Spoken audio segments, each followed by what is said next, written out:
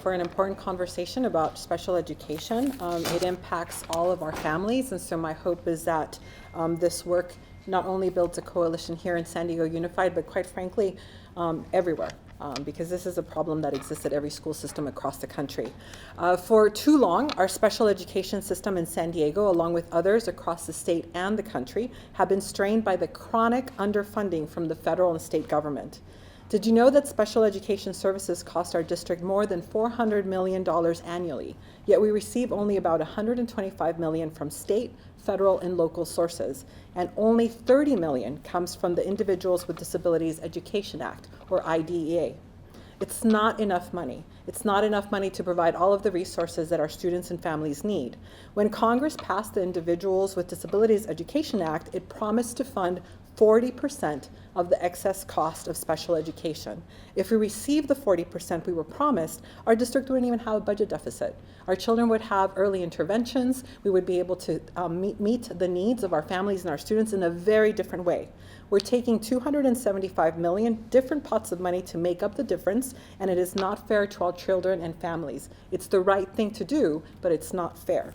The lack of funding has been tough on everyone. We've been making it work, kind of, for decades. Something needs to change, and that's why we're here. While underfunding from the state and federal governments remains one of our largest barriers, we are taking responsibility for what is ours to fix. This isn't just a budget problem. We need to make sure that we look at special education holistically.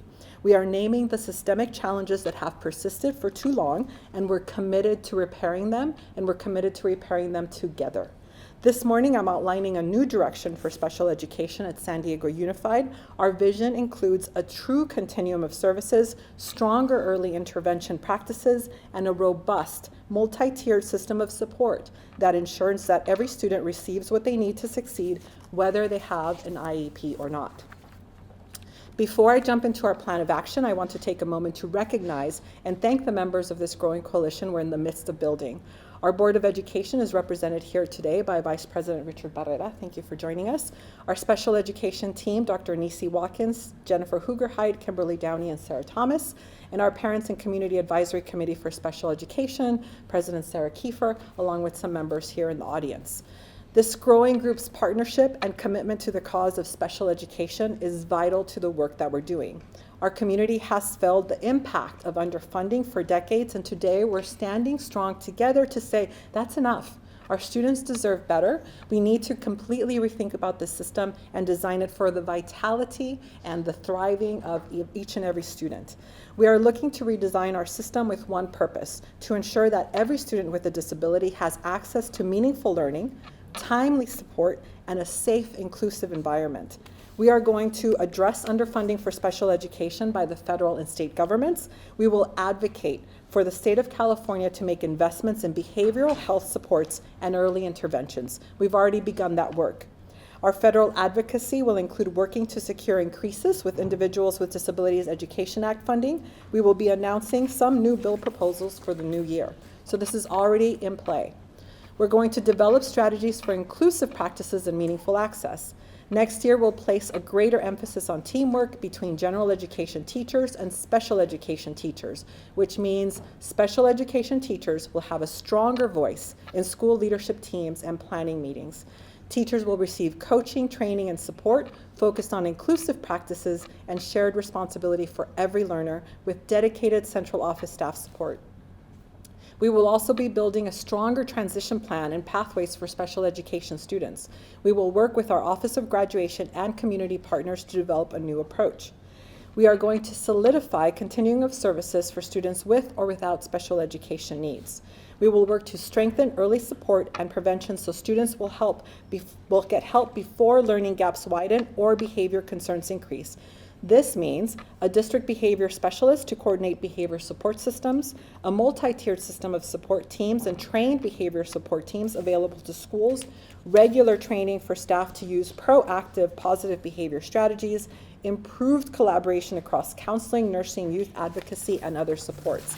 This is going to take all of us. That's why I keep calling it a coalition. It's going to take every single educator to make sure that we include all of our students in a very beautiful way towards learning. We're also going to push for an overhaul of educator credentialing to allow more flexibility for serving students with special education needs. Because here's part of the problem. When teachers receive their teaching credential, it is immediately bifurcated. There's a general education credential and a special education credential. It immediately separates us. We need universities to step in and make sure that this is a coordinated effort for unity. So we will be going after that as well with our local universities. We are also going to address the over-identification of students for special education services. This means we will work to ensure that we have appropriate referrals and identifications for students with prior interventions before we go through a testing system. Other improvements in the district are to challenge the doctor prescription process for individualized education plans. Did you know that many pediatricians write those as RXs to schools? Parents show up with an IEP prescription. We're asking to be filled those as prescriptions. That is not okay.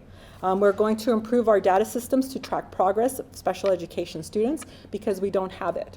I want to see how students are doing every time we have a yearly plan. So if you have an individualized education plan, there is a meeting that convenes to see if the children met their goals. I have no way to see if children are meeting their goals or how robust those goals really are and if they're tied to the disability. We need to build a very strong system of data system for that.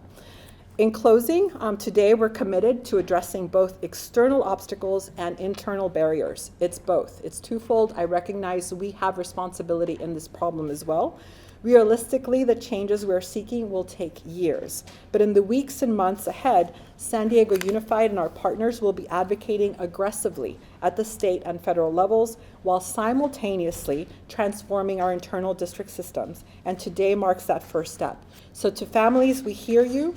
To our educators, we stand with you. To our students, we promise you a better system, one worthy of your brilliance. So thank you for your partnership and your advocacy and your faith.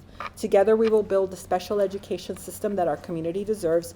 I just want to say thank you to everyone here. I'm going to reiterate that this should be something that involves the entire community, that we should all care about this, that we should all demand that this is fully funded. And so I'm very appreciative of all of our partnerships right now, our school board for supporting our work. Thank you for being here. Our partners from our special education office, our parents that are here for CAC. I really appreciate, Sarah, that you said, hold us accountable. We want to do this work. We want to do this work together. We want to improve outcomes for all of our students, especially the children that need our help. But we also need the federal government to step in and make those decisions to fully fund us. So we hope that you join us in fighting for every single student that's here at San Diego Unified and to fully fund this program. Thank you for being here this morning. Thank you.